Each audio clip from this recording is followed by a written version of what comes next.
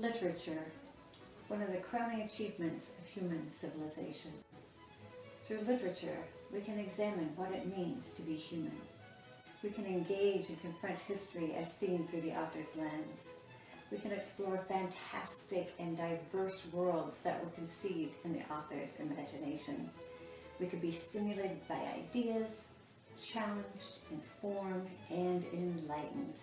And through words, we could be moved and delighted. My name is Barbara, and I invite you to join me for the Putnam County Public Library's literary series, Big Chair Adult Storytime, as read to you by the most erudite library staff members and friends, and drawing from the best of free use literature. So sit back in your big comfy chair and listen as our library staff members and friends read to you from ours. Hi, my name's Anthony Barger, and I'm the archivist here at the Putnam County Public Library. And today I'm going to read The Sound of Summer Running by Ray Bradbury. A lot of people think of Ray Bradbury as being a science fiction writer, and while that is largely the case, he did write quite a few short stories regarding really autobiographical short stories about his experiences growing up in Illinois.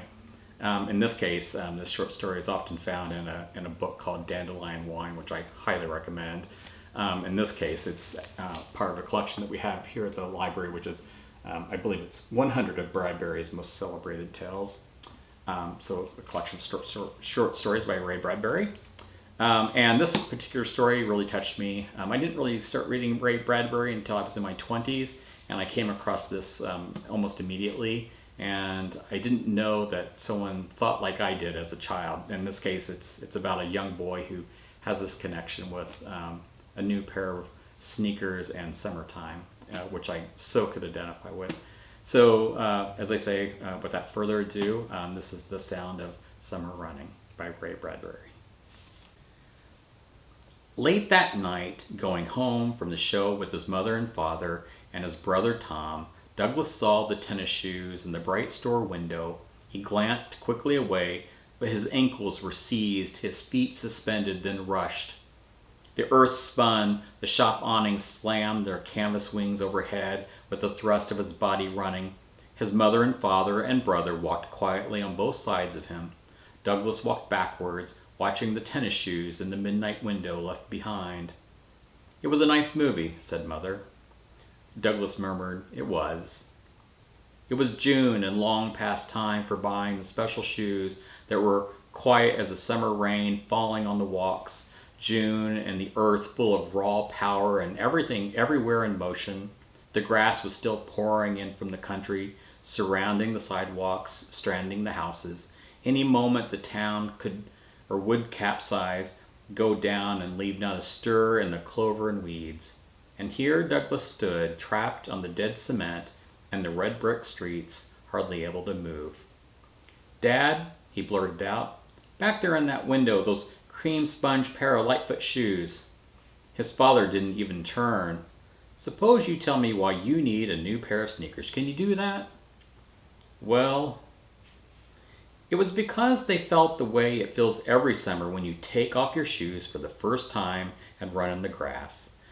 They felt like it feels sticking your feet out of the hot covers in wintertime to let the cold wind from the open window blow on them suddenly, and then you let them stay out a long time until you pull them back in under the covers again to fill them, like packed snow.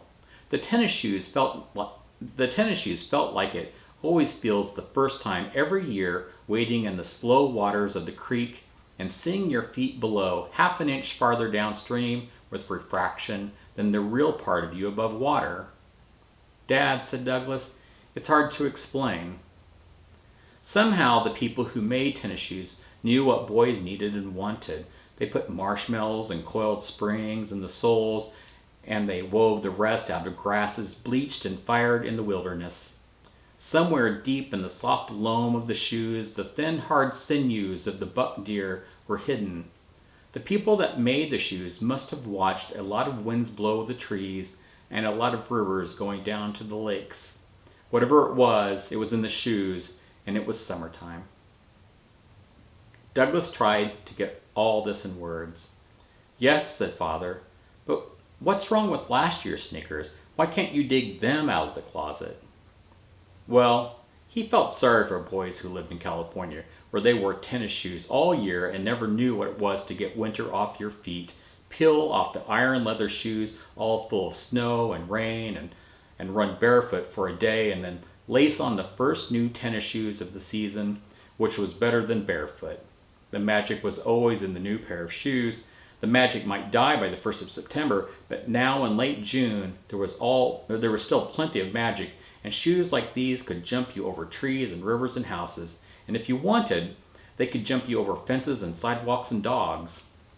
"Don't you see," said Douglas, "I just can't use last year's pair." For last year's pair were dead inside.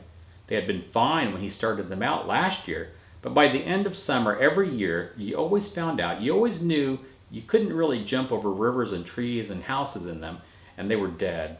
But this was a new year, and he felt that this time, with this new pair of shoes, he could do anything at all. They walked up to the steps to their house. "Save your money," said Dad. "In 5 or 6 weeks, summer will be over." Lights out, with Tom asleep, Douglas lay watching his feet far away down there at the end of the bed in the moonlight, free of the heavy iron shoes, the big chunks of winter fallen away from them. I've got to think of reasons for the shoes. Well, as anyone knew, the hills around town were wild with friends putting cows to riot, playing barometer to the atmospheric changes, taking sun, peeling like calendars each day to take more sun. To catch those friends, you must run much faster than foxes or squirrels. As for the town, it steamed with enemies grown irritable with heat. So remembering every winter argument and insult. Find friends, ditch enemies. That was the cream sponge para-Lightfoot motto. Does the world run too fast? Want to be alert? Stay alert? Lightfoot then. Lightfoot. He held his coined bank up and heard the faint small tinkling, the airy weight of money there. Whatever you want, he thought, you got to make your own way. During the night, let's find that path through the forest. Downtown, the store lights went out, one by one. A wind blew in the window. It was like a river going downstream and his feet wanting to go with it. In his dreams, he heard a rabbit running in the deep, warm grass. Mr. Sanderson moved through his shoe store as the proprietor of a pet shop must move through his shop, where are kenneled animals from everywhere in the world, touching each one briefly along the way. Mr. Sanderson brushed his hands over the shoes in the window, and some of them were like cats to him, and some were like dogs. He touched each pair with concern, adjusting laces, fixing tongues. Then he stood in the exact center of the carpet and looked up, smiling, nodding. There was a sound of growing thunder. One moment, the door to Sanderson's shoe emporium was empty. The next, Douglas Spaulding stood clumsily there, staring down at his leather shoes, as if these heavy things could not be pulled up out of the cement. The thunder had stopped when his shoes stopped. Now, with painful slowness, daring to look only at the money in his cupped hand, Douglas moved out of the bright sunlight of Saturday noon. He made his careful stack of nickels, dimes, and quarters on the counter like someone playing chess, and worried if the next move carried him out into sun or deep into shadow. "Don't say a word," said Mr. Sanderson. Douglas froze. "First, I know just what you want to buy," said Mr. Sanderson. "Second, I see you every afternoon at my window. You think I don't see?" "You're wrong. Third, to give it its full name, you want the Royal Crown cream sponge para-Lightfoot tennis shoes, like menthol on your feet. Fourth, you want credit." "No," cried Douglas, breathing hard, as if he had run all night in his dreams. "I got nothing better than credit to offer," he gasped. "Before I tell, Mr. Sanderson, you got to do me one small favor. Can you remember when was the last time you yourself wore a pair of Lightfoot sneakers, sir?" Mr. Sanderson's face darkened. "Oh, 10, 20, say 30 years ago. Why?" "Mr. Sanderson, don't you think you owe it to your customers, sir, to at least try the tennis shoes you sell for just 1 minute so you can know how they feel? People forget if they don't keep testing things. United Cigar Store man smokes cigars, don't he? Candy store man samples his own stuff, I should think. So, you may have noticed, said the old man, I'm wearing shoes. But not sneakers, sir. How are you going to sell sneakers unless you can rave about them? And how are you going to rave about them unless you know them? Mr. Sanderson backed off a little distance from the boy's fever, one hand to his chin. Well, Mr. Sanderson, said Douglas, you sell me something and I'll sell you something just as valuable. Is it absolutely necessary to the sale that I put on a pair of sneakers, boy? Said the old man. I sure wish you could, sir. The old man sighed. A minute later, seated, panting quietly, he laced the tennis shoes to his long, narrow feet. They looked detached and alien down there next to the dark cuffs of his business suit. Mr. Sanderson stood up. How do they feel? Asked the boy. How do they feel? He asked. They feel fine.